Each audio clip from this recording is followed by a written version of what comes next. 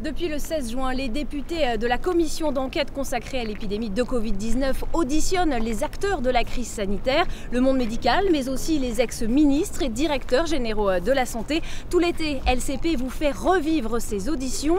Aujourd'hui, la parole est aux soignants. 5 organisations syndicales sont interrogées par les parlementaires. Mesdames, Messieurs, chers collègues, nous reprenons les travaux de cette mission. Donc, je répète que je présiderai, je pense, sur cette semaine-là, afin de pouvoir continuer nos travaux. Nous reprenons ces travaux de cette mission autour de la thématique de la prise en charge hospitalière des malades du Covid et plus largement de la réponse du système de santé à la crise sanitaire. Mes chers collègues, nous allons auditionner cet après-midi Madame Astrid Petit, membre de la direction fédérale de la Fédération CGT de la santé et de l'action sociale, Monsieur Gilles Gadier, secrétaire fédéral de la branche santé de la Fédération Force ouvrière, Monsieur Olivier Winou, co-secrétaire du syndicat Sud Santé de la PHP, Madame Clotilde Cornière, secrétaire nationale de la Fédération CFDT Santé Sociaux, et Monsieur Maxime Sorin, conseiller technique à la Fédération de l'Union nationale des syndicats autonomes, UNSA, santé et sociaux publics et privés. Mesdames, Messieurs, je vous remercie tout d'abord de votre présence parmi nous aujourd'hui. Le système hospitalier, en général, et plus particulièrement dans les régions les plus touchées, a été soumis à rude épreuve et a réagi grâce à l'implication sans faille des personnels soignants et des personnels administratifs auxquels nous rendons une nouvelle fois hommage. L'accueil et le traitement des malades a nécessité le déploiement de moyens nouveaux, de réorganisation selon le plan blanc. Ceci a retenti sur l'organisation du travail en termes de congés, de temps de travail consécutifs, d'heures supplémentaires, de renforts vers d'autres services ou d'autres établissements. Nous avons souhaité aborder ces questions directement avec les personnels et leurs représentants. Comment s'est passée la mise en place du plan blanc? On a beaucoup parlé des manques en équipement de protection individuelle. Qu'en est-il? Comment ont été organisés les renforts de personnel? En un mot, comment pouvons-nous être mieux préparés dans le cas d'une épidémie, sachant que si l'expérience est importante, chaque épidémie comporte sa part d'inconnu. Avant de commencer cette audition, Mesdames, Messieurs, je vais vous demander de prêter serment. En effet, l'article 6 de l'ordonnance du 17 novembre 1958 relative au fonctionnement des assemblées parlementaires impose aux personnes auditionnées par une commission d'enquête de prêter serment, de dire la vérité, toute la vérité, rien que la vérité. Je vous invite donc chacune et chacun à lever la main droite et à dire « je le jure ». Merci beaucoup. Je vous rappelle donc que cette audition est publique, elle est diffusée en direct puis consultable en vidéo. Elle fera l'objet d'un compte-rendu écrit qui sera publié. Je vous donne donc, Mesdames, Messieurs, la parole pour un propos liminaire de quelques minutes, sachant que vous êtes 5, donc je vous invite à ce que le propos soit le plus concis et rapide possible pour que nous puissions enchaîner par les questions de mes collègues. C'est à vous. Merci. Merci. Donc Astrid Petit pour la Fédération CGT Santé Action Sociale. Nous vous remercions de nous avoir sollicité à cette commission d'enquête sur la crise sanitaire liée à l'épidémie Covid et d'entendre le témoignage que les organisations syndicales peuvent vous apporter sur cet épisode. La CGT est la première organisation syndicale des personnels de la santé et de l'action sociale. Pendant la crise, nous avons mené 2 enquêtes de grande ampleur auprès de nos syndicats pour mesurer l'évolution de la situation et objectiver ce que les nombreux témoignages des personnels nous indiquaient sur la situation terrible en cours. Les analyses sont à votre disposition, nous les avions transmises en amont de cette réunion.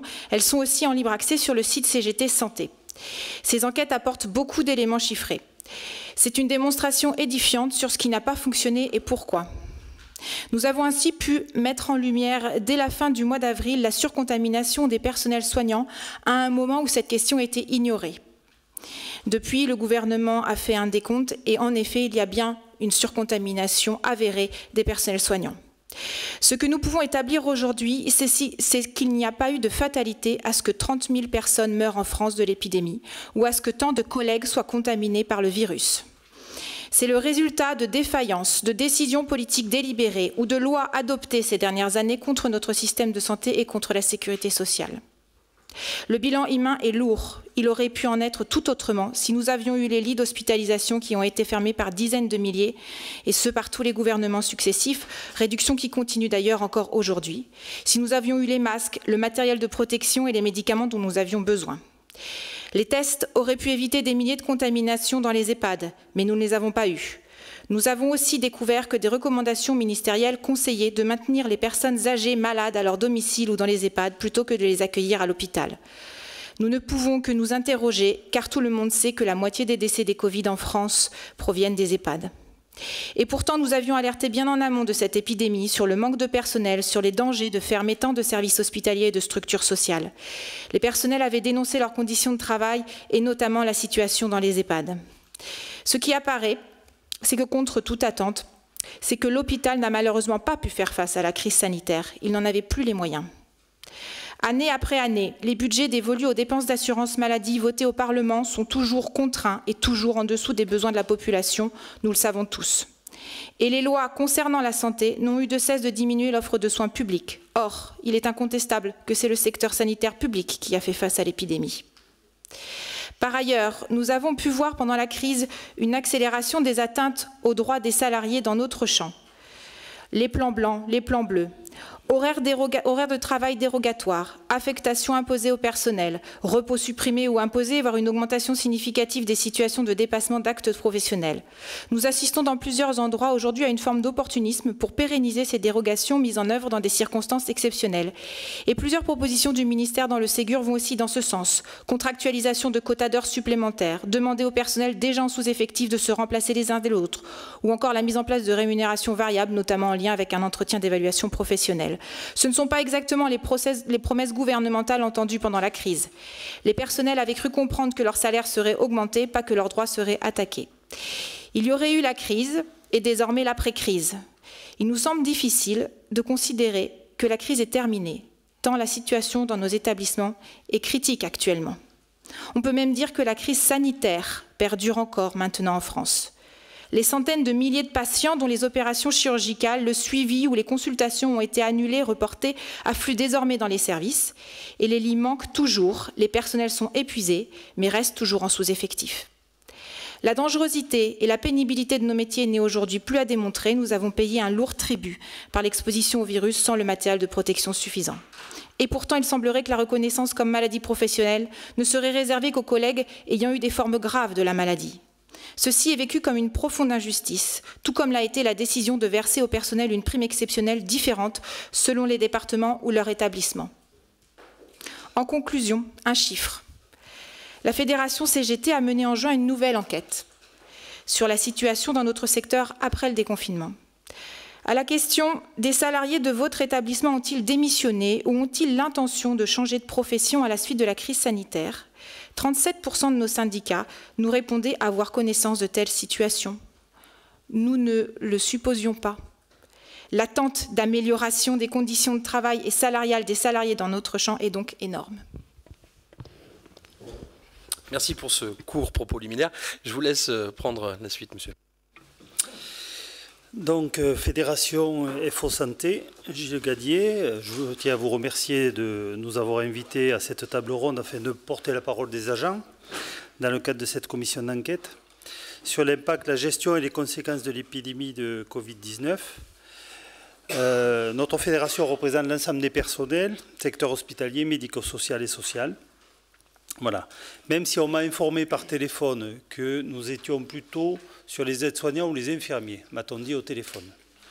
Je tiens à souligner ici que cette crise sanitaire a impacté l'ensemble des personnels travaillant à l'hôpital, quel que soit leur grade ou leur fonction. Donc il ne s'agit pas pour nous aujourd'hui de pointer du doigt les responsabilités, de rechercher les coupables, parce que ce n'est ni notre rôle ni notre volonté.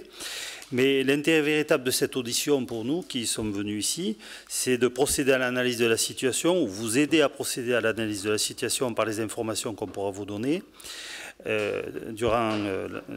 par rapport à ce qui s'est passé durant la crise sanitaire. Mais c'est également dans l'objectif de bénéficier d'un retour d'expérience, afin d'apporter les corrections nécessaires et d'éviter la reproduction de certains faits. Donc pour entrer dans le vif du sujet, notre fédération rappelle qu'elle dénonce depuis des années à la fois les modes et les insuffisances de financement des établissements de santé, à la fois de santé mais médico-sociaux, le glissement vers un mode de gestion faisant de plus en plus apparaître une gestion hôpital-entreprise, comme on a l'habitude de le dire, et ainsi la gestion des stocks s'est dégradée, pour finir par fondre comme neige au soleil et nous amener à la situation que nous avons connue avec une carence des moyens de protection individuelle et collectif, manque de masques, sur blouses, sur chaussures, lunettes, etc. Mais également manque de matériel en réanimation, de produits médicamenteux ou de fermetures de lits, qui ont été trop nombreuses et que nous dénoncions depuis un certain temps. Donc, pour autant, et pendant cette crise sanitaire, la gestion des moyens et des organisations du travail se sont articulées au plan local autour des CHSCT.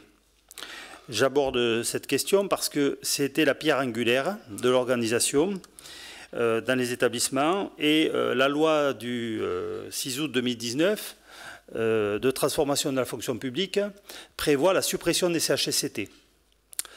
Et la naissance des commissions spécialisées dans un comité social d'établissement avec des prérogatives qui seront différentes et notamment, plus grave encore, un seuil qui serait différent, passant de 50 agents à 300.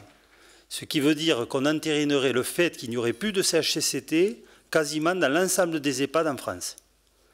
Et ça nous paraît particulièrement gravissime quand on sait que les représentants du personnel au CHSCT ont des formations spécifiques en termes de prévention par rapport à l'hygiène, à la sécurité et bien évidemment aux conditions de travail. Donc, tant que je suis sur le CHSCT, nous avons relevé une anomalie quand même qui nous apparaît de taille, puisque c'est à notre demande unique et uniquement à notre demande que s'est réuni le CHSCT national. Nous avons demandé le 6 mars une réunion extraordinaire du CHSCT national pour faire un état des lieux sur la situation, sur les moyens de protection, les flux, les stocks, etc. Les incidents, c'est-à-dire que combien de personnel était contaminé, combien il pouvait y avoir de décès. Nous avons eu le premier CHSCT un mois après, c'est-à-dire le 8 avril. Et il nous apparaît comme une anomalie que ce soit une organisation syndicale qui soit dans l'obligation de demander un CHSCT national alors que nous étions en pleine crise sanitaire et que nous avions tous beaucoup d'interrogations à apporter et des réponses à apporter évidemment au personnel que nous représentons. Donc à ce titre, bien évidemment, dans le cadre du pilier de simplification du Ségur, nous avons demandé le maintien du CHSCT pour la fonction publique hospitalière. Ça nous paraît être quelque chose d'incontournable. Voilà. Moi, je ne vais pas être plus long par rapport à l'introduction. Je pense qu'on est avant tout ici pour répondre à vos questions, à vos interrogations. Voilà, je vous remercie. Excusez-moi, juste un exemple. Juste un dernier exemple. Le ministère de la Santé avait publié sur son site le 13 mars qu'il fallait porter des masques FFP2 dans tous les hôpitaux et qu'ils étaient apportés tout le temps. Je vous donne juste un exemple. Le CHU de Strasbourg, le 14 mars, le syndicat FO du CHU de Strasbourg adresse un mail à la direction pour demander l'application du protocole édicté par le ministère de la Santé. Opposition de la direction pour mettre en application le protocole. Parce qu'ils suivent l'avis du CLEN, Comité de lutte contre les infections nosocomiales. Donc, le 25 mars, enfin, les directives du ministère de la Santé sont appliquées. Mais, entre-temps, bien évidemment, alors entre-temps ou pas entre-temps, ça je ne peux pas le démontrer, mais il y a eu 600 professionnels au CHU qui ont été quand même contaminés. Voilà, et dernier exemple, au CHG de Sarreguemines, nous avons un collègue qui était représentant syndical, qui était manipulateur d'électroradiologie. Donc, il a été en contact avec des personnes infectées. Il n'avait pas de moyens de protection. il y a un CHSCT qui s'est tenu au centre hospitalier. Pendant le CHSCT, il a dit qu'il avait été mis en contact, qu'il n'avait pas eu de moyens de protection, que c'était inadmissible. Quelques jours après, il a été diagnostiqué porteur du virus. Il a été hospitalisé pendant 3 mois en réanimation et au moment où je vous parle, il est décédé. Et je mesure ce que je dis puisque j'ai dit « je le jure ». Donc, il y a y compris des enregistrements qui attestent ce que je suis en train de dire. Merci. Olivier Jouinou pour la Fédération Sud Santé Sociaux. Je suis co-secrétaire du syndicat Sud Santé pour l'assistance publique Hôpitaux de Paris et je suis par ailleurs infirmier anesthésiste dans cette grande institution. Difficile de prendre la parole après ce témoignage, mais on en aurait tous, de témoignages de cet ordre-là, de contamination de nos collègues et de décès de nos collègues dans l'ensemble de nos hôpitaux. Mais avant d'aller plus à fond, je voudrais d'abord vous remercier de nous recevoir et de pouvoir nous entendre sur une crise qui nous a touchés particulièrement fortement et qui n'est pas sans laisser des traces aujourd'hui encore dans nos établissements, dans nos équipes et plus largement dans nos têtes.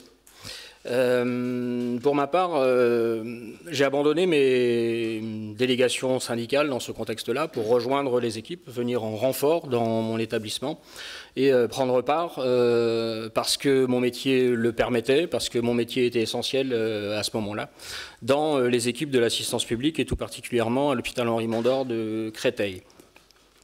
Mais avant tout, les soignants, comme les autres membres de la population, ont traversé cette crise de la même façon. Et je voulais, dans un premier temps, faire comprendre ou vous mettre à l'esprit l'idée que le confinement ne peut pas être une réponse à un problème de santé publique.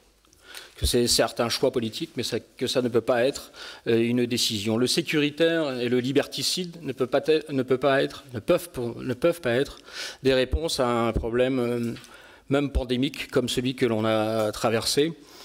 L'homme est un animal social, comme disait l'autre, et de se confiner, d'être resté ou de rester chez soi n'est pas propice à l'état de bien-être qui est la définition même de la santé. Donc l'idée dans ce contexte n'est pas tant de savoir si les uns et les autres ont fait du mieux qu'ils pouvaient avec ce que l'on avait comme moyen, mais de savoir si l'on pouvait faire mieux que ce que l'on a fait. Et à l'évidence, oui. La crise du Covid-19 a mis en lumière, si ce n'est la faillite, au moins la défaillance du système de santé publique français et de l'hôpital public en particulier. Parce que ce qui a été présenté, notamment, je prendrai cet exemple-là, comme des exploits, de transformer en chambre réanimatoire un TGV SNCF pour transférer les patients, n'est que le reflet d'un échec du système parce que on n'a pas su trouver dans les bassins de vie des solutions pour l'hospitalisation de ces patients-là. C'est pas, ça tombe pas comme ça des nues, c'est l'effet de politiques austéritaires menées depuis trop longtemps, à coup de restrictions budgétaires et de fermetures de lits massives sur l'ensemble du territoire qui ont amené dans les régions les plus touchées, je pense au Grand Est, au Nord et à l'Île-de-France, cette situation qui ne nous a pas permis d'hospitaliser l'ensemble des patients qui le nécessitaient. Défaillance, donc à minima, peut-être faillite du système. Et au-delà, ce qui nous a frappé aussi, c'est la situation de dépendance de la 5e puissance mondiale économique du monde sur un sujet aussi crucial, au cœur même, je pense, du pacte républicain, s'agissant d'un bien-être commun et de l'accès de la santé à tous, quelle que soit sa situation financière, sociale, quel que soit l'endroit où l'on vit. Je crois que c'est le message fort qu'il faut retenir de cette crise-là. Et surtout que ce que l'on a traversé, on ne le retraverse plus. Je crois qu'on le disait pendant la crise, qu'on n'oubliera pas, qu'on n'oubliera rien, mais on ne veut surtout pas reconnaître ça. Je me suis demandé si j'allais écrire un texte comme mes autres camarades, mais j'ai préféré vous livrer comme ça, brut, les résultats d'un brainstorming que l'on a mené dans nos équipes de soins, et qui est assez révélateur, juste par un listing de mots comme ça, de ce que les uns et les autres ont pu traverser, de positif, parce qu'il y en a eu du positif, et de négatif, parce qu'il y en a eu aussi. En positif, la mobilité et l'adaptation de l'hôpital et de ses personnels. Les dons qui ont afflué, les dons qui sont venus compléter ou pallier à un manque institutionnel. Des dons en matériel, des masques qui nous sont venus d'entreprises qui étaient à l'arrêt et qui ne les utilisaient plus. Ça a été quelque chose qui a été important. La communication aussi, je crois qu'on a des directeurs, peut-être est-ce particulier à l'assistance publique, mais en tout cas ça mérite d'être relevé, qui ont communiqué autour de la situation au jour le jour. J'ai des comptes rendus de réunions que l'on avait en visioconférence avec eux et qui nous faisaient le point régulièrement de la situation du nombre de patients hospitalisés en médecine, en réanimation, mais aussi du nombre d'agents, de leurs salariés contaminés aussi au jour le jour. Et ça a été plutôt quelque chose de bien vécu par les soignants quand on a pu leur communiquer comme on l'a fait, ses propres résultats. Le rapprochement des équipes aussi qui a été important.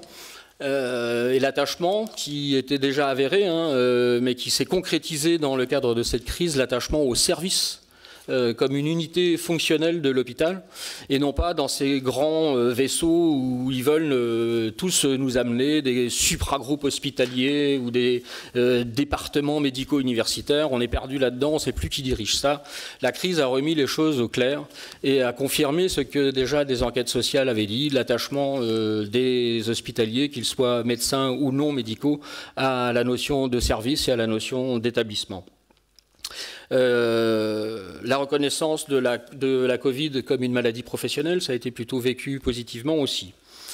Il y a également du négatif, vous imaginez bien, et les mots sont très forts là aussi, quand on parle d'insécurité, de sentiment d'abandon, d'aucune préparation, pas de formation, de manque de moyens, pas simplement de moyens de protection, mais des moyens médicamenteux, des moyens de matériel médicaux, le stress, de l'angoisse, parce que ce qui a été vécu comme positif, cette mobilité possible des agents, n'a pas été de tout confort. Quand on s'est retrouvé infirmier ou aide-soignant de services hospitaliers transférés dans le contexte vers de la réanimation, ce n'est pas les mêmes patients que l'on prend en charge, ce n'est pas les mêmes soins que l'on fait, et c'est des facteurs de stress et d'angoisse importants pour les personnels. Pas d'intégration, pas d'encadrement, des protocoles à géométrie variable, on l'a vu, alors même que la communication gouvernementale était elle aussi à géographie et à géométrie variable. C'était pareil sur les recommandations et notamment de nos équipes opérationnelles d'hygiène qui adaptaient les bonnes pratiques en fonction des stocks que l'on avait. Ça a été tout particulièrement vrai sur les masques, ça a été secondairement sur les surblouses aussi. Remise en cause des bonnes pratiques professionnelles, de devoir faire des choix dans nos patients par manque de lit, de qui bénéficierait d'un lit de réanimation ou pas. C'est quelque chose qui a été particulièrement dur à vivre. La relation que l'on avait nous-mêmes avec nos propres familles, quand on était sur le front, possiblement touché par le Covid tous les jours, et qu'on rentrait à la maison. J'ai des témoignages de collègues qui prenaient 3-4 douches d'affilée, qui se changeaient dans les garages avant de revenir dans le foyer. C'est des choses qui ne sont pas faciles à vivre non plus. Ce n'est pas facile non plus pour les familles de le vivre. Beaucoup d'exemples comme celui-ci qui nous font dire en fait que on n'adhère pas du tout au champ lexical qui avait été choisi par le gouvernement de faire de nous des héros ou des guerriers. On est simplement des professionnels de santé, on aimerait être reconnus comme tels, parce que de parler de héros ou de guerriers permet de parler aussi de dévouement, d'engagement, plutôt que de parler de conditions de travail. Je pense qu'il est grand temps d'en parler de conditions de travail, tout comme il est grand temps de parler de la reconnaissance de ces métiers qui sont d'utilité commune, qui sont d'utilité sociale, qui ont montré combien ils étaient au cœur du pacte républicain dans ce contexte précis. Les conditions de travail, c'est pour les hospitaliers et hors crise des comptes épargne-temps, parce qu'on a été dans la capacité de leur donner des 35 heures hebdomadaires, des comptes épargne-temps, et pour la seule assistance publique, c'est 1 100 000 jours épargnés sur des comptes qui sont de véritables heures supplémentaires qui n'ont été ni travaillées, qui n'ont été ni récupérées, ni rémunérées.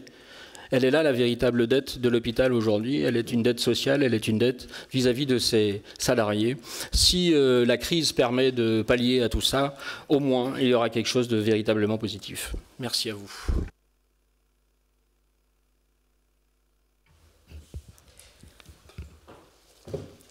Madame Cornière pour la Fédération CFDT Santé Sociaux, une fédération qui est à la fois publique et privée. Nous vous remercions de nous rencontrer, de nous recevoir dans le cadre de cette commission d'enquête en tant que représentant des personnels.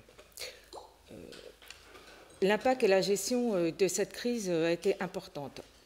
Ce que nous avons pu voir, nous, et constater, c'est que le ministère et le Premier ministre n'avaient pas les capteurs de ce qui se passait sur le terrain. Une grande partie des ARS ont été incapables de remonter les informations et les situations de ce qui se passait localement, avec parfois des informations contradictoires. Nous avions des équipes qui interpellaient les ARS et qui n'avaient aucune réponse, particulièrement sur les autorisations spéciales d'absence, sur le confinement, sur les heures supplémentaires. Des informations contradictoires entre les ARS et les directions des établissements.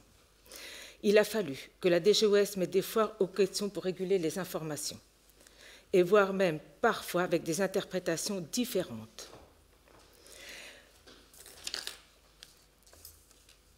Les ARS se sont focalisés sur les hôpitaux, sans prendre en compte le social et le médico-social, sans tenir compte de cette spécificité concernant particulièrement les équipements professionnels individuels. On ne peut que constater qu'il n'y avait pas de vision des stocks. Il y avait également un déficit d'équipements criant pour les services techniques de la discrimination intra- et extra-hospitalier.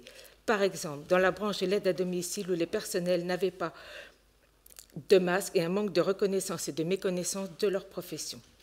Dans le médico-social, les équipes ont été seules avec pour tout recours le confinement.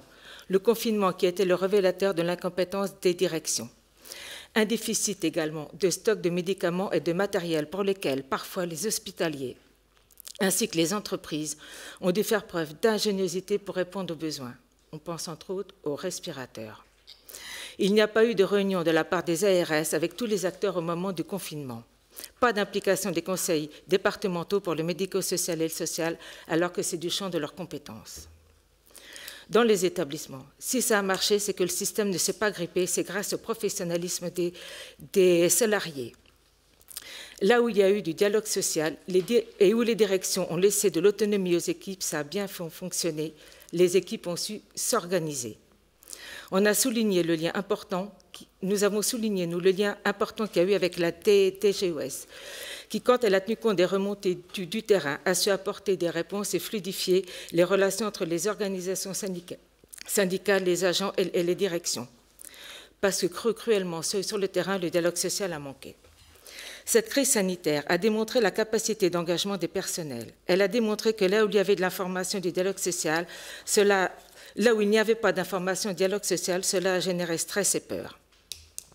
Bien sûr, la situation étant différente selon l'ampleur de la pandémie et les régions. La crise sanitaire a mis en avant l'importance de l'hôpital public et de sa capacité à s'adapter rapidement à la situation de crise. S'il fallait le démontrer, c'est fait. Alors que celui-ci a été mis à mal depuis de nombreuses années, subissant coupe budgétaire après coupe budgétaire. Ces professionnels dans la rue depuis plusieurs mois n'étaient pas non plus entendus.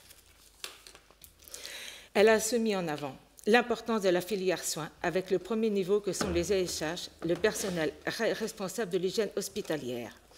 Je prends pour exemple, dans la région Grand Est, où l'hôpital de Colmar avait fait le choix d'externaliser cette compétence, le personnel privé a refusé de venir travailler, le personnel s'est retrouvé en difficulté. Cette crise a également mis en avant de la société qu'il existait des métiers et des services essentiels majoritairement exercés par des femmes, mais relégués au plus bas de l'échelle des rémunérations et des qualifications. Il est temps aujourd'hui que ces compétences induites soient reconnues comme indicateurs de richesse. Concernant le personnel, il y a une déréglementation importante du temps de travail dans le sanitaire avec la mise en place des 12 heures et un confinement dans les EHPAD. Ce confinement a posé plusieurs problèmes sur le temps de travail, la rémunération et l'hygiène.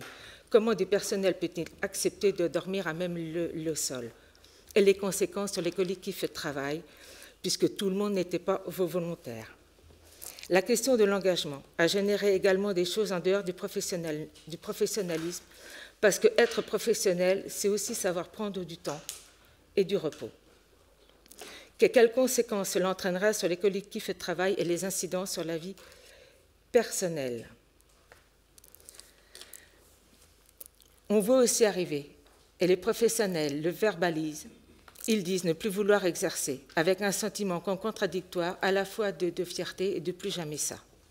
Il y a une perte de confiance des professionnels dans le système et peur que les politiques ne tirent pas les leçons de cette crise. Les professionnels, aujourd'hui, et nous le verbalisent, ne font plus confiance en leurs dirigeants et en la gouvernance. Les annonces pendant la crise ne se sont pas traduites par les faits. On peut prendre l'exemple sur la prime Covid et la reconnaissance de la maladie professionnelle. Je vous remercie.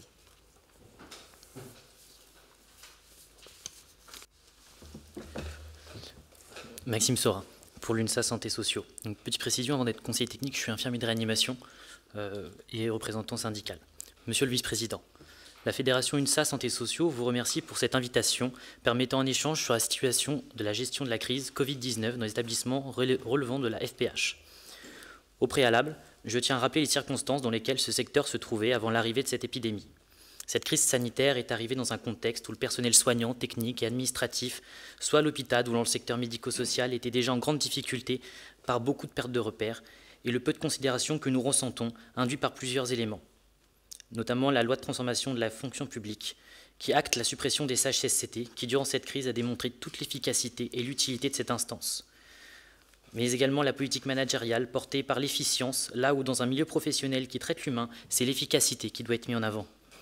Le manque de moyens humains et matériels que nous vivons au quotidien. Cette crise a révélé un hôpital en souffrance, mais également a mis en exergue les carences d'un système de santé tout entier. Il est indéniable que cette crise sans précédent dans l'histoire sanitaire que nous avons et sommes toujours en train de traverser a cristallisé les failles et les insuffisances de notre système de soins. Cette crise a mis en évidence les difficultés liées aux politiques d'austérité nationales qui se sont succédées depuis plus d'une dizaine d'années dans notre secteur, dans le sanitaire, mais aussi dans le social et médico-social, qui ont créé des tensions importantes, notamment sur les moyens humains, mais aussi les carences sur les stocks et flux de matériel de protection et sur certains produits médicamenteux, par exemple les curares. Tout ceci nous interroge sur la place des GHT. Un rapport de l'IGAS a été publié en janvier 2020 qui démontre une situation très hétérogène sur le territoire et la capacité de réaction des directoires avec les ARS, ainsi que de l'état stratège de notre pays. Elle a également mis en avant cette faculté d'adaptation et de réactivité de mes collègues à l'hôpital, mais également des établissements médico-sociaux et sociaux, en particulier les EHPAD, grâce aux acteurs de terrain, ainsi que le dévouement et la solidarité d'un collectif de travail durant toute cette pandémie. À ce titre, permettez-moi de rendre hommage à tous mes collègues qui ont assuré la prise en charge de nos concitoyens dans des conditions de travail dégradées au prix de leur santé, vie privée et voire de leur vie. Je voudrais même rajouter qu'à l'heure où nous échangeons, des collègues avec qui j'ai traversé la crise sanitaire Covid-19 sont partis ce matin même en Guyane pour aller aider d'autres collègues à l'autre bout du monde. L'audition de ce jour nous amène à échanger sur le bilan de la crise sanitaire. Je tiens, dans le cadre de mes propos introductifs, à préciser qu'à ce stade, aucun bilan n'a été présenté aux organisations syndicales de la fonction publique hospitalière sur ce sujet. Si lors du dernier conseil commun, le 25 juin, le bilan de la crise Covid fonction publique a été discuté en instance, il m'apparaît essentiel, compte tenu du fait que notre versant était et demeure en première ligne face à la crise sanitaire, qu'un bilan spécifique, fonction publique hospitalière, soit effectué, d'autant que, sauf erreur de ma part, très peu d'informations relevant de notre versant ont été communiquées lors de ce conseil commun. Ce bilan doit être exhaustif, comprenant des éléments quantitatifs et qualitatifs qui nous ont particulièrement manqué durant la crise et la gestion de celle-ci. Recensement des difficultés et dysfonctionnements, mise en lumière des manques de moyens, que ce soit en matériel de protection, dispositifs médicaux comme les respirateurs et produits médicamenteux. Le nombre de contaminations et de décès au sein du personnel relevant de la fonction publique hospitalière. Cet item est d'autant plus fondamental que la reconnaissance en maladie professionnelle des agents atteints par la Covid-19 et relevant de notre versant est en cours de finalisation juridique. Le nombre d'ASA, soit en raison de la vulnérabilité de l'agent, soit pour garde d'enfants, même si sur ce point, des mesures ont été prises avec le ministère de l'Éducation en ce sens, mais également sur le plan local. La mise en place du télétravail également. surcoût financier des établissements liés à la gestion de la crise Covid, et un état des lieux du versement de la prime Covid avec les différentes répartitions entre 500, 1000 et 1500. Un tel bilan serait extrêmement précieux et riche d'enseignements afin de pouvoir mieux appréhender les prises de décision en cas de nouvelles vagues. J'en resterai là en propos introductifs et ne manquerai pas d'aborder les points forts mais aussi les points faibles de la gestion de la crise durant nos échanges d'un point de vue pratico-pratique. Je vous remercie toutes et tous pour ces propos introductifs. Monsieur le rapporteur, avant de passer à vos questions, si vous m'y autorisez, je vais poser quelques questions à mon tour. Quatre questions. D'abord, avoir votre regard sur le fait qu'un certain nombre de soignants ont trouvé que pendant cette crise du coronavirus, on avait pu avoir, et vous l'avez souligné à certains égards, quelque chose, une structure, une organisation plus agile, peut-être parfois allégée, avec probablement un lien avec la gouvernance simplifiée. C'est un des engagements du Ségur de la Santé. Quelle est votre vision sur le rôle de la gouvernance dans les hôpitaux? Un deuxième point, vous soulignez tout à l'heure, Monsieur Gallier, s'agissant des masques, une recommandation sur le site du ministère de la Santé sur les FFP2. Est-ce que vous pouvez éventuellement nous produire cette recommandation pour l'information de la Commission? Et je voulais justement vous interpeller là-dessus, puisqu'en fait, selon vous, en tout cas, cette recommandation proposait donc des FFP2 aux soignants. Aviez-vous notion du fait que les FFP2 n'étaient pas réservés à tous les soignants, en fait, puisque M. Vallet et M. Graal, anciens directeurs généraux de la santé, nous ont affirmé en audition que les FFP2 étaient réservés aux soignants pratiquant des actes invasifs uniquement. Donc voilà, c'était pour avoir votre point de vue là-dessus. Troisième point, vous citiez tout à l'heure une directive, une recommandation ministérielle s'agissant de la prise en charge des patients qui n'auraient pas été faite, patients émanant d'EHPAD et qui n'auraient pas été hospitalisés. C'était une recommandation ministérielle, c'était un document dont vous avez eu connaissance, possession, si vous pouviez éventuellement nous le produire pour l'information de la Commission, et à qui a été envoyé ce document. Et enfin, dernière question. C'est un chiffre que vous avez abordé, le nombre de soignants contaminés. Selon Santé publique France, on est aux alentours d'un chiffre important de 31 000, et vous l'avez souligné, donc je crois que vous êtes en accord.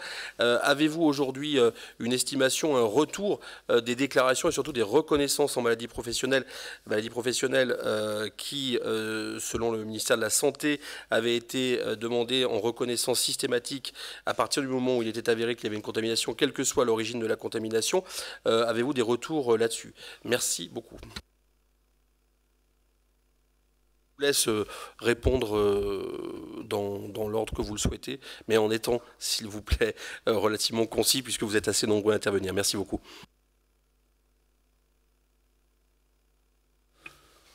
Oui, alors, concernant l'organisation qui vous a apparu plus agile de l'extérieur, en fait, il y avait un report de la plupart des interventions qui pouvaient être reportées à l'hôpital. Donc on n'était pas en situation... Excusez-moi, pardon. Ça ne m'est pas apparu.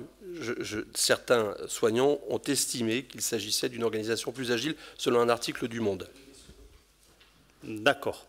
Donc selon Force ouvrière, il nous apparaît que si nous avions quelques marges de manœuvre dans une autonomie, somme toute, particulière, puisque l'agilité pouvait provenir, selon nous, du fait que la plupart des interventions chirurgicales n'étaient plus programmées, la plupart des consultations programmées n'étaient plus programmées, et que donc nous étions, je dirais, concentrés sur la crise sanitaire et concentrés sur la lutte contre le Covid-19.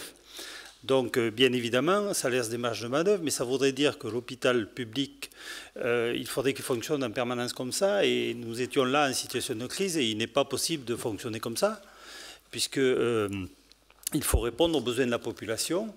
Et les interventions chirurgicales, elles doivent se dérouler, même celles qui ont pu être reportées parce qu'elles n'étaient pas d'une urgence vitale immédiatement. Sur le fait de démontrer la publication sur le site du ministère, je pense que le ministère doit avoir... mais enfin, je vais essayer de retrouver ça. J'ai toutefois à ma possession, bien évidemment, les échanges de mails entre le syndicat FO du CHU Strasbourg et la direction du CHU Strasbourg. Et oui, bien évidemment, j'étais au courant que les FFP2 étaient plutôt apportés dans le cadre de la salle de réveil ou lors d'un soin critique. Ceci étant dit, le 25 mars, ils étaient apportés par tous les agents qui travaillaient aux urgences du CHU de Strasbourg. Voilà. La situation avait évolué. Et nous avons pu remarquer que dans un bon nombre d'établissements, il n'y avait pas de recommandation de port de masque, parce qu'au départ de la pandémie, on va dire que les informations que nous avions ne nous engageaient pas, on ne nous disait pas que ça allait nous protéger en particulier. Et puis petit à petit, au fur et à mesure du déroulé, on s'est rendu compte qu'en fin de compte, il fallait porter des masques. Et la preuve, j'en ai porté un pour venir jusqu'ici encore aujourd'hui. Donc je pense que quand on est soignant, quand on est directement au contact des malades, je pense qu'il faut se prémunir. Et je pense également, parce que je le sais, le Code du travail prévoit que l'employeur doit donner tout moyen de protection à ses salariés, qu'ils soient fonctionnaires ou pas. Voilà. Concernant les masques également, j'ai à ma connaissance un certain nombre d'EHPAD qui se sont fait un petit peu dépouiller de leur stock pour que ces stocks partent en direction des établissements de santé, des hôpitaux.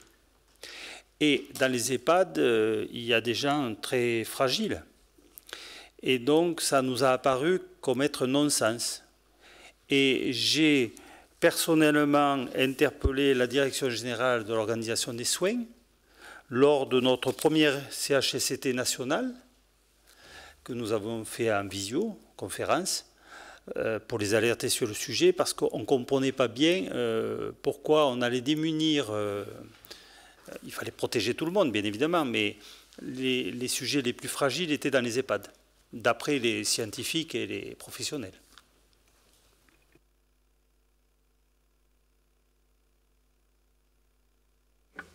Merci beaucoup. Sur la première question, s'agissant de l'organisation plus agile dans le contexte, et puis ce que l'on devrait en tirer comme conclusion et peut-être comme piste de réflexion à travers une nouvelle organisation de l'hôpital et une nouvelle gouvernance de celle-ci.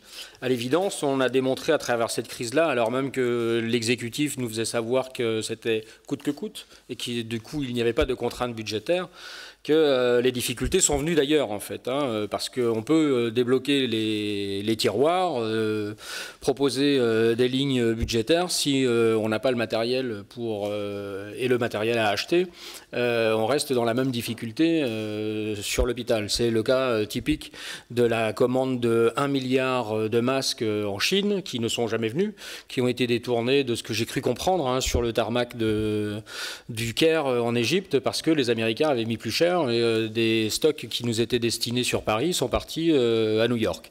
Donc à l'évidence, on a montré quand même des directions beaucoup plus à l'aise dans la mesure où il n'y avait plus cette contrainte budgétaire et des équipes de soins qui, du fait de cette facilité, étaient beaucoup plus à l'aise aussi dans leur prise en charge et dans leur profession de tous les jours, ne s'attachant que là, pour le coup, à ce qui doit faire notre quotidien, c'est de procurer du soin en fonction des besoins de la population. Donc ça, c'est une expérience qui est très intéressante. Je ne sais pas si elle doit ou elle peut avoir des répercussions sur la gouvernance elle-même, mais à l'évidence, on a partagé beaucoup plus que l'on ne faisait. J'ai vécu, moi, qui ne suis plus un perdreau de l'année, vous le remarquez, un retour à un début de carrière où on partageait beaucoup plus dans les équipes, dans les services, où on se réunissait quand les cas étaient difficiles, on prenait des décisions en collectivité, en équipe. Le médecin écoutait ce que l'infirmier qui venait de passer 12 heures avec le patient avait à lui dire, de la façon dont il sentait le patient. Et on prenait des décisions ou de maintien ou d'arrêt de la thérapie dans ce contexte-là. On a revécu ça dans le cadre de la crise Covid et c'est plutôt un bien. Donc tout ceci pour dire que les expertises ne s'arrêteront pas à l'étage médico-administratif. Si on doit reparler d'une nouvelle gouvernance de l'hôpital, il faudra, je pense, intégrer tous les personnels de cet hôpital-là. Et je pense tout particulièrement aux plus nombreux que l'on représente ici aujourd'hui, qui n'ont que des places de strapontin dans des instances où on leur demande leur avis et où, en général, on n'en a que faire de ce qu'il est. Cet avis. Donc, à l'évidence, plus de démocratie sanitaire passe aussi avec beaucoup plus d'écoute et beaucoup plus de centres décisionnels partagés par l'ensemble des personnels et très certainement aussi par la population et une meilleure représentation des usagers eux-mêmes. Parce que, à l'évidence, si on écoutait et les personnels et les usagers, on n'aurait pas fait de l'hôpital ce qu'il est aujourd'hui et on aurait maintenu sa présence sur l'ensemble du territoire au plus près dans les bassins de vie.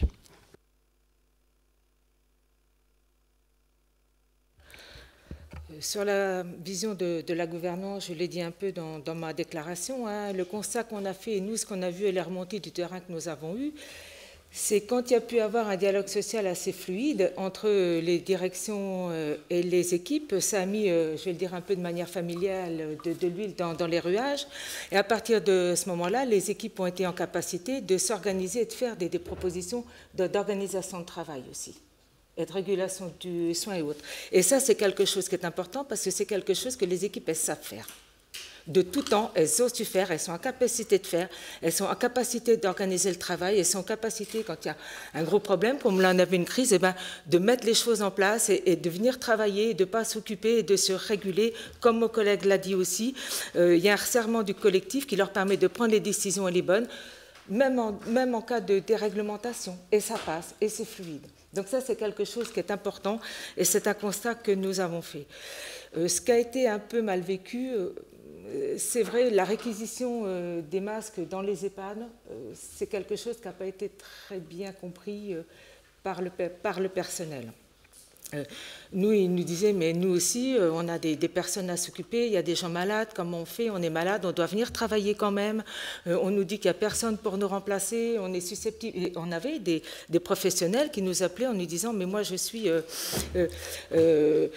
j'ai des symptômes et tout ça, mais c'est pas grave, je dois venir au boulot quand même, j'ai pas de protection, comment je fais? Comment je fais? Voilà. Donc ça, c'était une chose qui était mal vécue et dont nous pensons qu'il y aura un traumatisme pendant un petit moment. Je continue un peu sur les autres questions, on y revient un peu après. Comme vous voulez, ou si vous voulez faire circuler la parole. Il y aura d'autres questions, hein, de toute façon, après, je n'en doute pas. Merci beaucoup.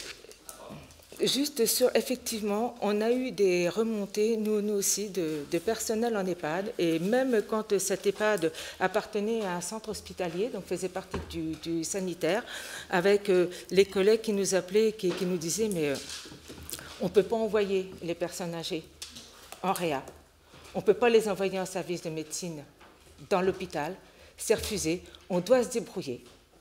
Et moi, je me rappelle, entre autres, sur l'hôpital de Saint-Dizier, un collègue me dit, mais ils sont en train de mourir et on ne fait rien. Enfin, on ne fait rien, pas nous, en tant que soignants, mais on ne fait rien, on ne sait pas quoi faire, on les regarde mourir, on les soulage, c'est tout ce qu'on peut faire. Et ça, je crois que ce n'est pas acceptable aujourd'hui.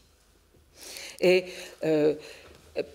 donc, c'est des choses sur lesquelles il va falloir aussi qu'on réfléchisse et qu'on regarde comment on a pu mettre déjà des usagers dans ces situations-là et des professionnels aussi. Parce que ce qu'on leur demandait, ce n'est pas ce qu'on nous apprend.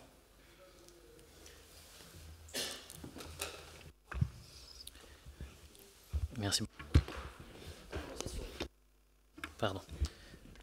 Pour commencer sur la gouvernance des hôpitaux, effectivement, je pense qu'il y a des enseignements à tirer de cette crise.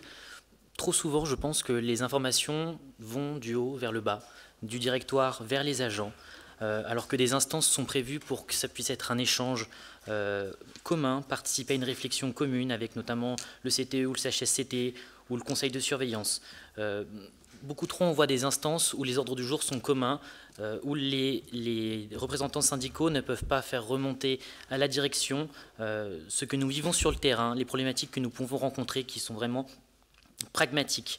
À l'image du conseil de surveillance, c'était un conseil d'administration avant, où les élus locaux avaient toute leur place pour permettre aussi à la population de pouvoir s'exprimer. Un conseil de surveillance qui surveille un hôpital, c'est un joli pléonasme malgré tout, puisqu'on ne peut pas surveiller un hôpital, il faut aussi l'administrer. Donc toutes ces instances qui sont réduites malheureusement à des simples chambres consultatives où juste on lève la main sur des ordres du jour qui sont systématiquement communs. Effectivement, là, sur cette gouvernance qui était beaucoup plus agile pendant la crise, c'est parce que tout le monde, je pense, il y avait une sorte d'euphorie pour pallier la crise, pour que tout le monde puisse faire de son mieux avec des semaines à rallonge, je pense, pour tout le monde, que ce soit de la part de la direction ou des collègues qui revenaient sur leur jour de repos sans arrêt.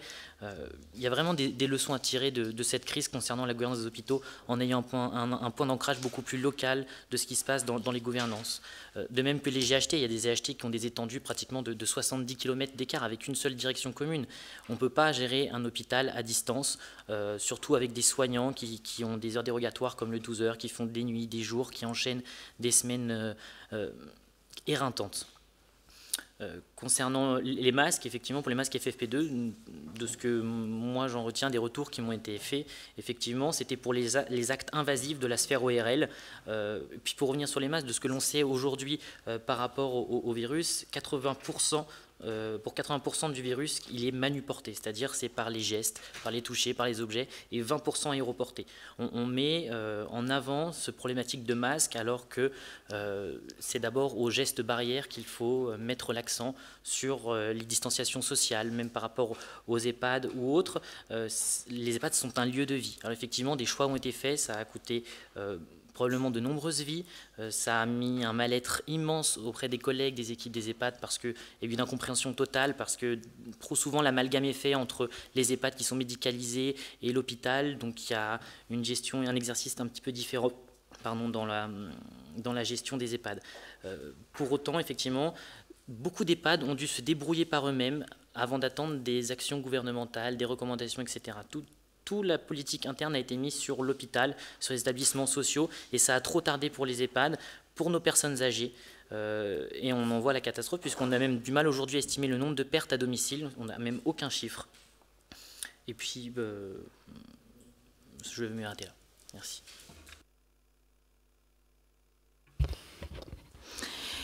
Oui, par rapport à la personne âgée et aux patients qui ont été maintenus dans les EHPAD, le témoignage de la collègue, moi je l'ai entendu de nombreuses fois. En effet, l'hôpital a été quasi inaccessible pour les personnes âgées. Et ce n'est pas quelque chose qui est tombé du ciel. La note ministérielle qui recommandait en effet de maintenir les personnes à leur domicile ou dans les EHPAD, les personnes malades, en sachant qu'à ce moment-là, il n'y avait vraiment pas de dépistage, elle date du 31 mars.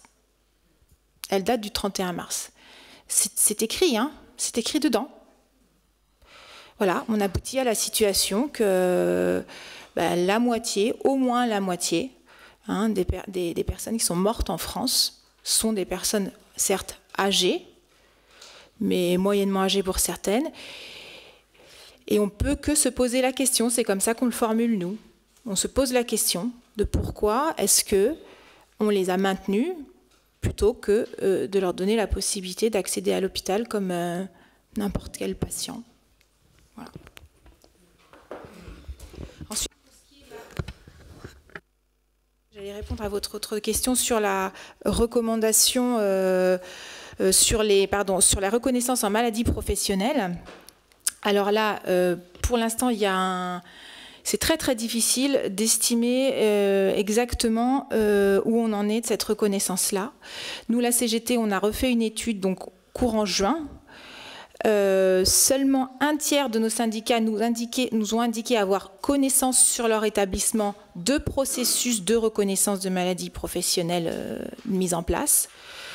A priori, les agents ont quand même la plus grande difficulté à pouvoir faire reconnaître comme maladie professionnelle les épisodes d'infection Covid. Et concernant la reconnaissance comme accident du travail, puisqu'il y a eu quelques démarches de reconnaissance comme accident du travail, seulement 10% de nos syndicats ont connaissance de reconnaissance comme accident du travail effective. Donc là, c'est vraiment la grande question. Parce que indéniablement, vous citiez les chiffres de Santé publique France tout à l'heure.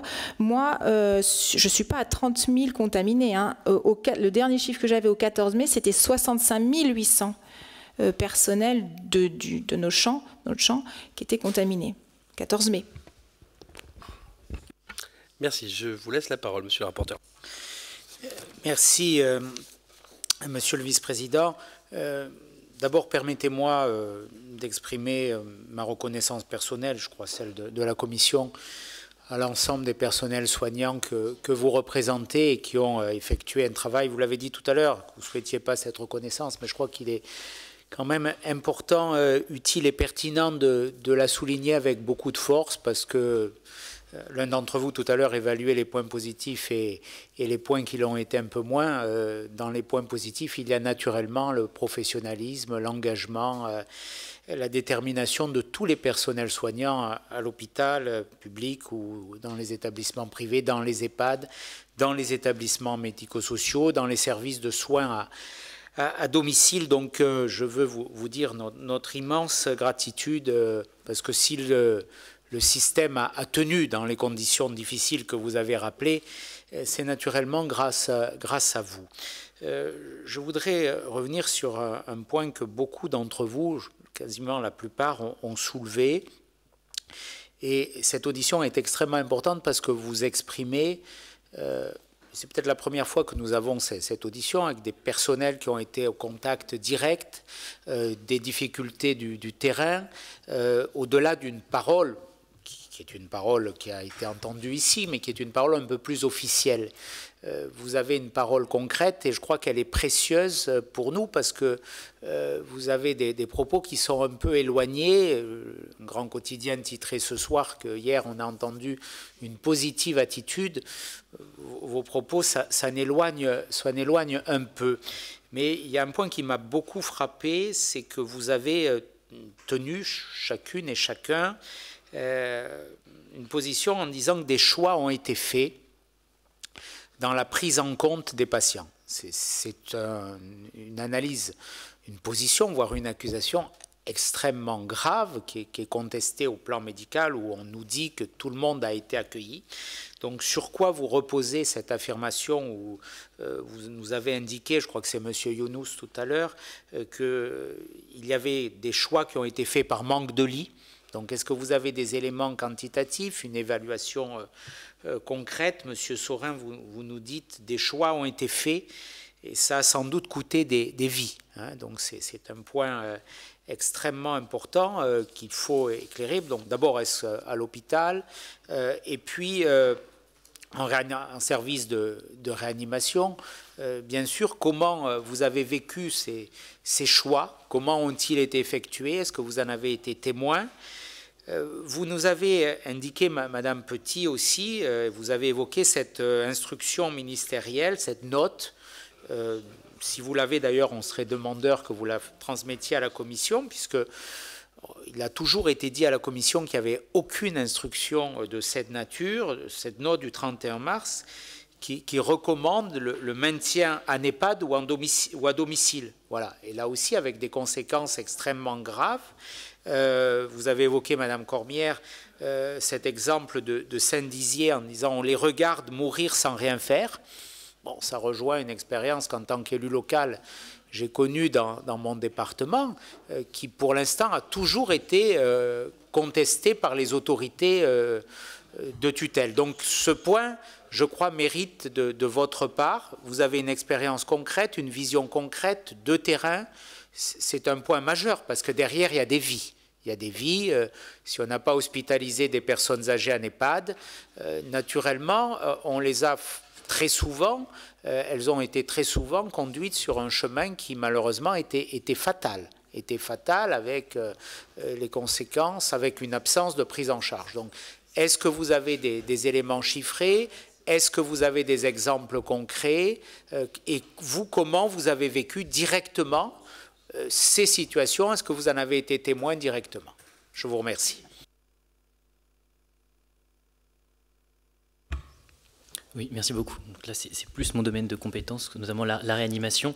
Quand je parlais de choix, c'était vis-à-vis du matériel. Maintenant, par rapport au vécu, et plusieurs fois, je suis intervenu auprès de différentes personnes par rapport à ce qu'on entendait à la radio ou à la télé. Il n'y a pas de choix qui a été fait. Ce que l'on vit en réanimation, il y a des critères réanimatoires qui sont préétablis, où tous les patients sont vus. J'ai vu mes collègues médecins faire des semaines interminables, pratiquement 3 à 4 gardes de 24 heures par semaine pour voir un maximum de patients dans tous les services Covid, dans les services de salles de réveil, parce qu'il y a des salles de réveil qui étaient réquisitionnées pour faire des chambres de réanimation.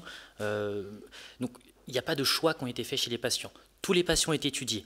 D'accepter un patient en réanimation, c'est un choix qui est lourd et difficile de conséquences, parce que derrière, il y a tout un processus de réadaptation qui est très lourd, très difficile. Donc si un patient ne rentre pas en réanimation, ce n'est pas parce qu'on n'a pas de lit, c'est parce que derrière, il peut y avoir des conséquences très graves pour lui et qu'on sait que c'est difficile de se relever de ne serait-ce que 2 semaines de réanimation, parce qu'il y a beaucoup de médicaments, beaucoup de manipulations, le corps est en souffrance, donc il n'y a pas de choix à mon sens, et dans le terrain tel que je l'ai vécu dans ma structure hospitalière, dans le service de réanimation, il n'y a aucun moment, je n'ai vu un médecin dire « j'ai 2 patients, je choisis lequel ».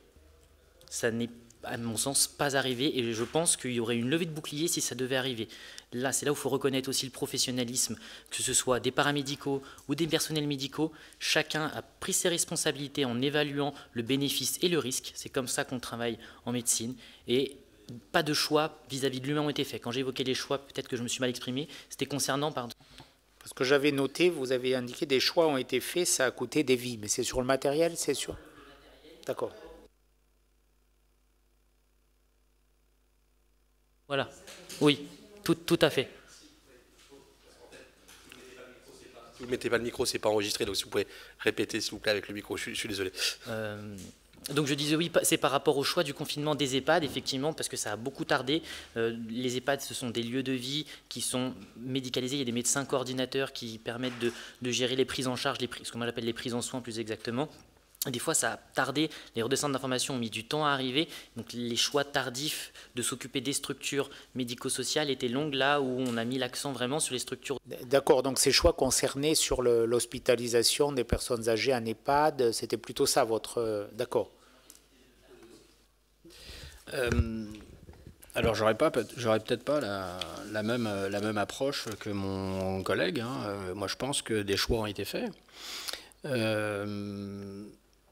Et particulièrement sur les EHPAD dont on parle. Je crois qu'il y a un décret qui est sorti, au-delà de la note ministérielle, il y a un décret du 28 mars, décret 2020-360, complétant le décret 2020-293 du 23 mars 2020, prescrivant les mesures générales nécessaires pour faire face à l'épidémie de Covid-19 dans le cadre de l'état d'urgence sanitaire. Il est appelé décret Rivotril. C'est-à-dire que dans ce contexte précis de la crise Covid, on a jugé que des patients, et essentiellement parce qu'ils étaient âgés, avaient une balance bénéfice-risque effectivement d'une entrée en réanimation qui permettait de dire aux réanimateurs qu'ils auraient du mal à les sortir de réanimation. Mais c'est sur des données statistiques, pas sur des données réelles et pas sur des études des études cliniques. C'est particulièrement vrai, mais je pensais qu'Astrid en aurait parlé, sur l'hospitalisation à domicile, où on a mis en place à l'assistance publique, dans cet établissement-là d'hospitalisation à domicile, ce qu'ils appellent les GIR, les groupes d'intervention rapide. Vous imaginez ce que ça peut vouloir dire déjà rien que dans le lexical, quoi. On n'est pas tellement dans l'hospitalier là. Et il s'agissait donc de venir intervenir pour les équipes hospitalières dans les EHPAD et de mettre en place un protocole préétabli de Rivotril notamment sur les personnes âgées qui présentaient des pressions respiratoires. Parce qu'on jugeait que, de fait, si on les mettait en réanimation et qu'on les intubait... C'est un protocole de fin de vie, hein, C'est ce qu'ils ont appelé le palliatif Covid. C'est un protocole de palliatif. Voilà, c'est ce qu'ils ont appelé le palliatif Covid. Mais moi, le témoignage que je voudrais apporter, c'est le témoignage de mes collègues qui ont vécu ça et qui se sont retrouvés dans les EHPAD à mettre en place ce protocole-là sans avoir le médecin de l'EHPAD avec eux et sans avoir le médecin de l'HAD avec eux. Et qui, donc, sur les dires d'un médecin d'EHPAD qui avait téléphoné aux collègues de l'HAD, a jugé que ce patient-là était en dépression respiratoire et qu'il fallait lui mettre en œuvre ce protocole palliatif. C'est revenu, la charge est revenue au personnel non médical. Et c'est particulièrement lourd. Et on n'est pas formé à ça. C'est quelque chose qui doit être partagé collectivement. Et on ne doit pas découvrir les tableaux cliniques devant le fait accompli quand on arrivait dans ces établissements. C'est particulièrement dur et ça reste encore très ancré dans les têtes. Et les collègues ont du mal à s'en sortir. Parce que quand bien même il s'avérerait qu'effectivement ils auraient eu des difficultés à s'en sortir de la réanimation, il y a le sentiment de ne pas avoir donné toutes les chances. Excusez-moi, mais j'aimerais qu'on approfondisse parce que ce que vous dites est extrêmement grave. Hein, c'est un point qui concerne des milliers de vies humaines. Vous nous dites que dans ces protocoles, aucun médecin n'est intervenu sauf au téléphone. De façon concrète, dans un EHPAD, il y a un médecin coordonnateur qui, lui, a dû voir le patient. Donc il a saisi le SAMU, l'hôpital, l'HAD. Il y a un refus, il y a une non prise en charge par l'HAD, par l'hôpital, et la mise en place du protocole. Comment chronologiquement tout ça s'articule-t-il? Vous dites qu'il n'y a pas d'intervention du médecin. Vraisemblablement, hein. Moi j'y travaille pas en HAD, hein, donc c'est sur des témoignages qui me sont remontés. Le médecin de l'HAD avait visiblement visité le patient, avait jugé que son état était grave, que la maladie Covid avait et développait sa forme grave, il était en détresse respiratoire et il a appelé le collègue de l'HAD pour une prise en charge palliative du Covid-19 sur ce patient-là. Le collègue de l'HAD a dépêché une équipe sur l'EHPAD pour la mise en place du protocole, qui consiste en l'injection par un infuseur de Rivotril, notamment. Oui, ce que dit le collègue est vrai. A été mis en place en catastrophe une organisation ad hoc de prise en charge de patients en soins, en fin de vie, dans les mois là, de l'épidémie, au regard du nombre de patients, personnes âgées qui étaient malades, mais selon un circuit qui était un circuit que jusqu'à maintenant nous n'avions pas imaginé. C'est-à-dire que précédemment, en HAD, c'est de l'hospitalisation à domicile. Ça suit quand même un circuit, l'hospitalisation, quoi qu'il arrive, qu'elle soit à domicile ou qu'elle soit dans un établissement.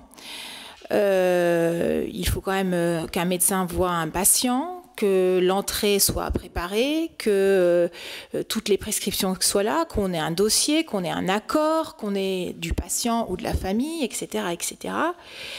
Là a été mis des groupes d'intervention rapide en place. Et donc, ce qui s'est passé, c'est qu'on a eu des entrées en hospitalisation à domicile. Alors déjà, selon des protocoles, il a tout à fait raison, qui n'étaient pas les protocoles habituels de soins palliatifs. D'habitude, c'est des pousse-seringues, d'habitude, c'est des médicaments. Là, c'était des protocoles période Covid. C'était du matériel Covid, c'est-à-dire les infuseurs, qui ne sont pas exactement comme les pousse-seringues pour lesquels les débits sont beaucoup plus précis. Et au-delà de ça, des entrées parfois la nuit. Parfois, c'était l'infirmière ou l'aide-soignante de l'EHPAD de garde de nuit qui téléphonait dans certaines EHPAD. Nous, on a des photos. Dans certaines EHPAD, il y avait sur la porte collé le numéro de téléphone de l'HAD directement. Donc il y a bien sûr un médecin d'astreinte en HAD. Les prescriptions étaient faites par le médecin, évidemment. Mais sur le coup, c'était les infirmières qui se déplaçaient directement pour aller voir le patient et pour démarrer le traitement. Enfin, le traitement. C'était pas un traitement. Voilà. Alors, on n'est pas médecin. Et on tente de faire remonter ce qui nous est remonté du terrain.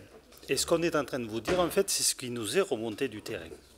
Il faudrait des situations précises et particulières. Mais on décrit un contexte général auquel les personnels ont été confrontés. Moi, je vous engagerai. Je vous engagerai à regarder combien il y a eu de morts dans les EHPAD. Je vous engagerai à regarder combien de malades, combien de résidents dans les EHPAD sont décédés du Covid et combien il y en a qui ont été transférés à l'hôpital et à mettre en comparatif avec les personnes qui ne sont pas dans les EHPAD, qui ont été atteintes du Covid et qui ont été pris en charge à l'hôpital. Et je pense que cette indication serait particulièrement intéressante de comparer la situation et on verrait si c'est une situation normale, 15 000 décès dans les EHPAD, s'il y a une très faible proportion qui ont transité par l'hôpital, alors on pourrait imaginer, le cas échéant, que des choix aient été faits. Bien, il me revient l'honneur de conclure cette audition extrêmement riche et je veux vous en remercier chacune et chacun parce que vous nous avez apporté des éléments extrêmement importants et qui vont très précisément orienter les conclusions de notre commission, en tout cas de mon rapport, parce que ce que vous avez dit est extrêmement important. Vous nous avez livré le constat d'un hôpital qui a tenu, mais qui a tenu avec des restrictions très importantes. Le fait qu'une partie des patients, notamment venant des EHPAD, n'a, dans les conditions que vous avez évoquées, n'ont pas pu tous y accéder.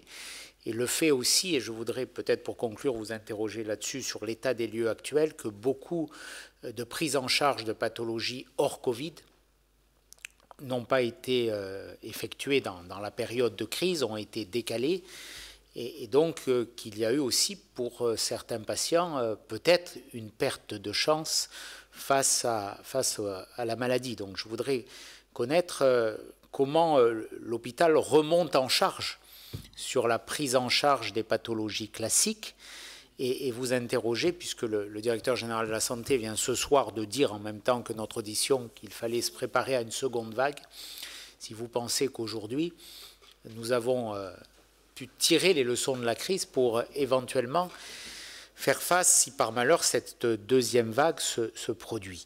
Donc ça c'est une question un peu générale sur l'état des lieux actuels après plusieurs mois, 4 mois de crise maintenant. Et puis peut-être, je voudrais revenir, parce que je crois que c'est le point essentiel de vos... Enfin, beaucoup de points étaient essentiels et il n'y en a pas qui sont mineurs, mais ce que vous nous avez dit sur la prise en charge notamment des patients dans les EHPAD est extrêmement important, je le redis, même extrêmement grave. Vous nous avez décrit un parcours, notamment sur l'hospitalisation, sur la mobilisation des services d'HAD, mais il y a un lien qui manque, et Monsieur le Président le connaît bien, il a évoqué, c'est que j'aimerais que vous m'éclairiez de façon très concrète, c'est quand un médecin coordonnateur mesure par rapport aux symptômes qu'une personne résidant dans un EHPAD est potentiellement touchée par le Covid, il appelle les services du 15, la régulation. Bon, et là, qu'est-ce qui se passe quand quelle est la réponse qui est faite pour motiver une non prise en charge? Il y a des patients qui ont été pris en charge venant des EHPAD. D'ailleurs, beaucoup sont décédés à l'hôpital. venant des EHPAD, hein, puisque dans les décès, on a 20 000 décès à l'hôpital, 10 500 en EHPAD, enfin un peu moins de 20 000 à l'hôpital, mais dans les 20 000 décès à l'hôpital, une partie non négligeable, je crois un tiers ou un quart, vient des EHPAD. Donc il y a eu une prise en charge de ces patients. Pourquoi les autres n'ont-ils pas été pris en charge? Comment? Parce que quand c'est l'HAD, c'est déjà qu'il n'y a pas la prise en charge, il n'y a pas l'hospitalisation. Voilà, classique, un hôpital, un établissement. Et donc, on passe dans la structure HAD qui se termine par la mobilisation des équipes d'intervention et les soins palliatifs. Donc, est-ce que sur cette chaîne, je crois que c'est important, ce maillon entre l'appel du médecin coordonnateur pour dire, voilà, on a une suspicion de Covid et qu'est-ce qui est fait là? Est-ce qu'il y a eu un changement entre le début et l'apparition de la crise? Jusqu'au 2 avril, on n'a pas de statistiques de décès dans les EHPAD. Donc, quand on a ces statistiques, il y a un choc. On s'aperçoit qu'il y a plusieurs milliers de décès. Est-ce que là, il y a un changement dans la prise en charge? Est-ce qu'au début, vous avez eu le sentiment que ce n'était pas une urgence, que ce n'était pas une priorité, ou qu'on avait hiérarchisé dans une situation de tension extrême des priorités? Est-ce qu'il y a un changement de comportement dans la prise en charge, notamment lorsqu'on a connaissance, que l'opinion publique a connaissance de ces chiffres qui d'un coup font monter de plusieurs milliers les statistiques et qui font apparaître devant l'opinion publique ce problème qui jusqu'alors était ignoré, voire masqué, quoi. Je vous remercie en tout cas pour la qualité de ces réponses.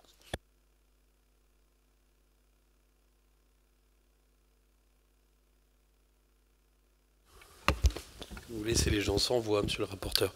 Allez-y, j'en prie. Non, mais ce sont des questions qui sont qu'on se pose nous aussi, en fait. Je pense qu'il faut investiguer.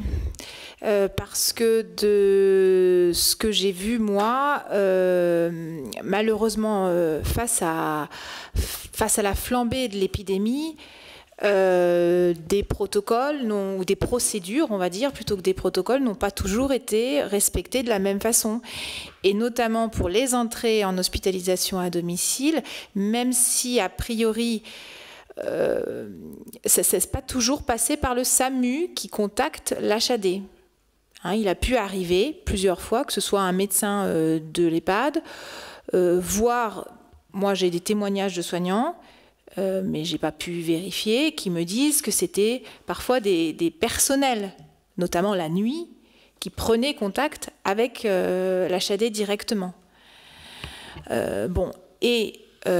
Comprenons-nous bien, les témoignages qui nous sont transmis, c'est que ce ne sont pas des patients qui étaient dépistés du Covid, qui étaient signalés et pris en charge par l'HAD. Non, malheureusement, c'était des patients dans un très mauvais état physique. Voilà, les infirmières me décrivaient, et c'est traumatisant, des personnes âgées complètement cyanosées depuis 3 jours quand l'HAD intervient. Voilà. Donc, c'est ces circonstances-là, c'est dans ces circonstances-là qu'ils ont été pris en charge, oui, pour partie. Je ne dis pas pour tous, mais pour partie au moins. Enfin, on a des témoignages. Sur les pathologies non-Covid et la reprise de l'activité classique, fort heureusement, même si elle a été très fortement impactée pendant la crise elle-même, on a continué de prendre des patients en charge non-Covid. Juste rappeler que sur le territoire, il y a 500 décès par jour de maladies cardiovasculaires, qu'elles soient infarctus ou AVC. Il y a 500 de morts par jour aussi du cancer. Là où on a commencé à s'inquiéter, c'est lorsque les files d'attente se sont allongées sur des gestes diagnostiques, comme les coloscopies digestives par exemple, où on a des listes encore qui sont très très longues d'attente d'examen diagnostique. Là, on peut juger qu'il y a une perte de chance, à l'évidence, dans ce schéma-là. Mais les soignants, médecins, non-médecins mettent les bouchées doubles aujourd'hui. Ils ont donné énormément pendant la crise, ils ne sont pas au repos aujourd'hui. Au contraire, ça continue. Et il y a beaucoup de discussions dans les services aujourd'hui de savoir si on va pouvoir donner les congés annuels à l'ensemble des soignants. Il y a des renforts, je vous le disais tout à l'heure, qui sont maintenus parce qu'il y a cette reprise d'activité qui est importante. Alors on s'est posé ces questions-là pendant la crise, de savoir qu'est-ce qu'il en était de ces douleurs thoraciques qui faisaient 75% de l'activité SAMU et qui miraculeusement disparaissait. Autant la traumatologie, on peut l'entendre, on fait moins de rollers dans son salon que sur les routes, mais les maladies cardiovasculaires, les AVC, ça doit toujours exister. Qu'est-ce qu'il en est advenu? On sait qu'il y a eu de témoignages de patients aujourd'hui qui nous disent ne pas avoir voulu venir dans les établissements quand c'était Covid, parce qu'ils avaient peur de le choper et de rajouter un tableau clinique qui était déjà important, avec des facteurs de comorbidité. Alors, est-ce qu'il y a une perte de chance dans ce contexte-là? On ne va pas pouvoir le dire immédiatement, je pense, mais il faudra y être attentif, parce que ce sera pas des dommages collatéraux, mais ce sera des décès ou des complications qu'il faudra rajouter au bilan de la crise elle-même. Ça, c'est une évidence. Je déplore, enfin j'apprends avec tristesse l'éventuelle deuxième vague qui arrive, parce que je ne sais pas si on y est plus près que pour la première. Et ça, c'est dramatique de voir la situation dans laquelle on est aujourd'hui, complètement à plat, et de devoir redemander dans les semaines, dans les mois qui viennent, le même effort, voire peut-être plus fort, aux mêmes équipes non renforcées, avec la question qui reste posée de savoir comment, cette fois-ci, il va se répandre sur le territoire. Est-ce qu'il va nous laisser ses poches libres de Covid comme la première fois? On n'en sait rien de ça. Et c'est très inquiétant. Voilà ce que je pouvais vous dire. Le flux de patients, il est là, il est fort, et on essaie d'y pallier malgré tout ce que l'on a témoigné là ce soir, de fatigue, d'exaspération et de la sensation de ne pas avoir été entendu une fois de plus. Je vais intervenir sur deux points. Alors, la prise en charge de la personne âgée, oui, effectivement, nous pensons que ça n'a pas été une priorité, et que ce n'est pas aujourd'hui dans notre société une priorité. Quand on lit les rapports Libault et El Khomri, on voit bien les difficultés qu'il y a aujourd'hui dans les EHPAD, et c'est un vrai problème de choix de société aujourd'hui, qui dépasse largement le débat, je pense, que nous avons ici. Voilà, qu'est-ce qu'on est prêt aujourd'hui à mettre pour la prise en charge de la personne âgée? On voit une montée de l'agisme en France. Je suis désolée, ça c'est quelque chose qu'on constate régulièrement. Dans les EHPAD, enfin, moi, j'ai jamais vu qu'on réveille un médecin coordinateur la nuit. Ça se fait pas, ça. C'est pas possible. Ça, je vous le dis, à l'autre bout du fil, je peux vous assurer que vous vous faites engueuler, excusez-moi du terme, les collègues, n'importe quel collègue pourrait vous le dire. C'est une réalité. Et les infirmières, je ne sais pas, en ville, dans les grands centres, mais en milieu rural, les infirmières la nuit, il n'y en a pas. Il n'y en a pas. Quand il y a des aides-soignantes, on est content. Donc ça, c'est une réalité. Donc, après, est-ce qu'on est prêt sur une deuxième vague? Déjà, le personnel, il va falloir qu'il se repose. Il va falloir qu'il récupère à un moment, et il ne va pas être échaudé une deuxième fois avec la déréglementation, ce qu'il a vécu, hautement en nasante, mais pas en hasard. Tu n'auras pas la maladie professionnelle, oui, tu as été malade, mais tu n'as pas été dépisté, donc on ne sait pas si tu vas pouvoir l'avoir. Enfin, c'est ça qui nous remonte aujourd'hui. Donc je pense qu'il va y avoir quelque chose, là, et des signes forts à envoyer. Parce qu'aujourd'hui, nous, on a des jeunes qui nous disent, moi, je préfère aller travailler à l'usine à côté. Je vais être mieux payé, je n'ai pas les week-ends, je n'ai pas le stress. Donc... c'est tout, j'ai oublié le reste, je m'excuse. Ça reviendra peut-être. Merci. Alors pour répondre à la question par rapport au flux et aux reprises de l'activité, je ne pense pas qu'il y a eu une activité qui se soit stoppée. Un des points forts de cette crise, c'est qu'il y a eu une vraie collaboration entre le public et le privé, parce qu'il fallait collaborer avec le privé dans plusieurs régions, notamment dans le Grand Est, où l'aide de ce secteur privé ou du secteur non lucratif, parce qu'il y a aussi le secteur non lucratif, a été très importante et efficace afin de décharger les hôpitaux des patients hors Covid. Parce qu'effectivement, il y avait cette crainte des patients d'aller dans les structures hospitalières par peur de contaminer, d'attraper le Covid-19. Ensuite, pour en venir au point de la deuxième vague, effectivement, est-ce qu'on y est prêt? Je ne pense pas. Est-ce que les soignants fourniront le même effort? Bien sûr que oui. Bien sûr que oui, nous allons retourner dans les services et faire la même chose s'il fallait le refaire, et on continuerait de le faire. Le problème, c'est que maintenant, est-ce que vous êtes prêts à nous aider et nous donner les moyens et les armes pour qu'on ait l'énergie et le courage d'aller encore plus loin si on devait affronter une deuxième vague? Là, le Ségur, c'est maintenant. La deuxième vague, c'est demain. J'ai dit. Oui, je dirais pas plus ou mieux que ce qui a été dit. Il y a un manque d'effectifs, c'est évident. Il y a un manque de moyens. Si on compare, y compris avec l'Allemagne, ce qui a été fait, quoi. Un nombre de lits de réanimation, par exemple. Et si on compare, si vous comparez la population, 65 millions, 83 millions, si vous comparez le delta en nombre de lits de réanimation, on peut discuter peut-être quand même. Et donc les personnels, ils sont épuisés, il y a des manques d'effectifs, il n'y a pas de ratio. Sauf en réa, par exemple, vous avez des ratios. Sauf qu'en réa, quand vous n'avez pas les lits, vous n'avez pas les ratios adaptés. Donc quand vous ouvrez des lits de fortune et de réa en urgence, vous mettez du personnel qui n'est pas formé à la réa. Voilà, avec tout ce que ça peut comporter comme difficulté. Donc aujourd'hui, il faut augmenter les effectifs. Il faut augmenter les moyens qui sont donnés à l'hôpital. Il faut bien évidemment augmenter les personnels qui travaillent pour les engager dans un processus qui a du sens. Je me rappelle avoir dit à Madame Buzyn qui un jour nous disait « mais il faut redonner du sens au métier ». Du sens au métier? Mais quand on soigne les gens, si ça n'a pas de sens, mais on a perdu l'essence même du sens et de ce que ça peut être. Les soignants, les professionnels, ils ont des valeurs. Et quand on les éloigne de leurs valeurs, ce qui se passe, c'est un désengagement, une démotivation. On lâche le métier, on va faire autre chose. Et après, vous vous retrouvez avec 400 000 infirmières qui font un autre métier qu'infirmières. Donc, si on veut redonner du sens, qui, à mon avis, n'en a pas besoin, redonnons des moyens, et les moyens redonneront du sens. Vous venez d'écouter les syndicats de soignants qui ont été très critiques sur la gestion de la crise et sur l'état de l'hôpital public. Défaillance, l'hôpital n'est pas en mesure de faire face car il n'en a plus les moyens. Et puis, cette question au cœur des discussions, faute de place à l'hôpital, y a-t-il eu un tri des malades? Pour certains représentants syndicaux, oui, pour d'autres, non. Cette audition et toutes celles menées par la commission d'enquête sont à revoir tout l'été sur LCP et sur notre site lcp.fr.